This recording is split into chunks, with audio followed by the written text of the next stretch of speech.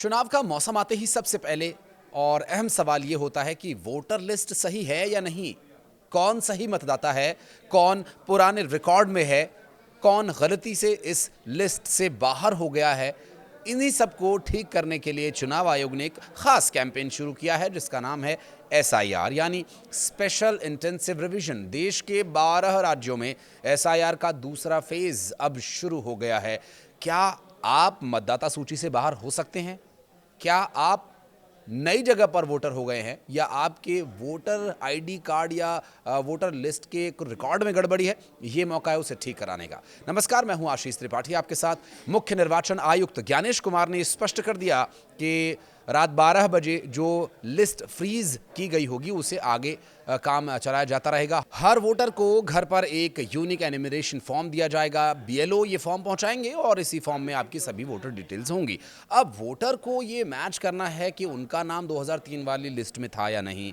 अगर था तो कोई डॉक्यूमेंट देने की ज़रूरत नहीं है। अगर खुद का नाम नहीं मिलता है और खुद का नाम नहीं पर माता पिता में से किसी का नाम उस समय की लिस्ट में था तो भी कोई अतिरिक्त पेपर नहीं लगेगा।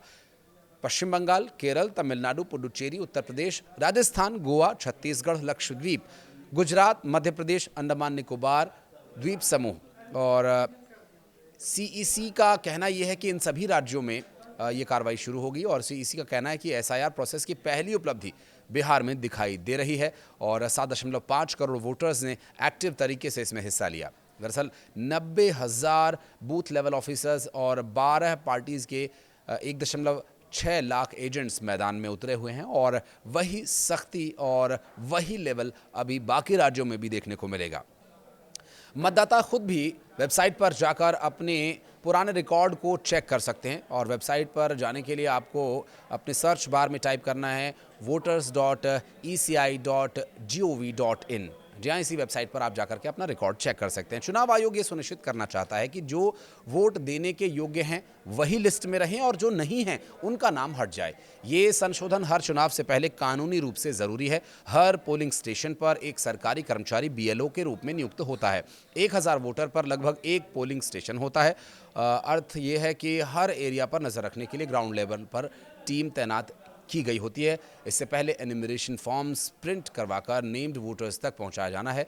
फॉर्म में दी गई जानकारी को आप चेक कर सकते हैं। गलती दिखाई दे तो वहीं उसे सुधार की प्रक्रिया शुरू की जानी होती है और जहां जिस वोटर का नाम मिस है उसे जोड़ने के लिए ज़रूरी कदम उठाए जाने हैं। दरअसल यहाँ पर चुनाव आयोग के अधिकारी ने बताया कि 28 अक्टूबर से 3 नवंबर 2025 तक प्रिंटिंग और ट्रेनिंग का काम चलेगा। इसके बाद 4 नवंबर से 4 दिसंबर 2025 तक हाउस टू हाउस एनिमरेशन फॉर्म होगा और इसके बाद BLO हर घर जा कर के वोटर डिटेल्स को वेरीफाई करेंगे। 9 दिसंबर 2025 को ड्राफ्ट वोटर लिस्ट पब्लिश होगी और फिर 9 दिसंबर से 8 जनवरी 2026 तक क्लेम और ऑब्जेक्शंस यानी दावे और आपत्ति लिए जाएंगे।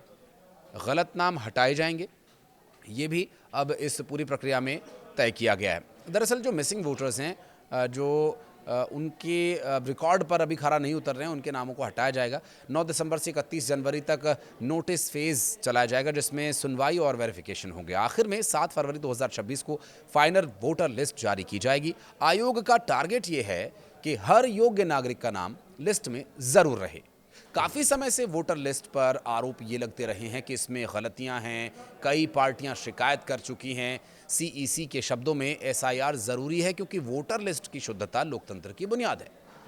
और अगर इतिहास की बात करें तो साल 1951 से लेकर 2004 के बीच 8 बार ये स्पेशल इंटेंसिव रिवीजन हो चुका है और अब एक बार फिर से ये प्रक्रिया अमल में लाई जा रही है जिससे कि निकट भविष्य की वोटिंग में बिना किसी विवाद के इसे संपन्न कराया जा सके।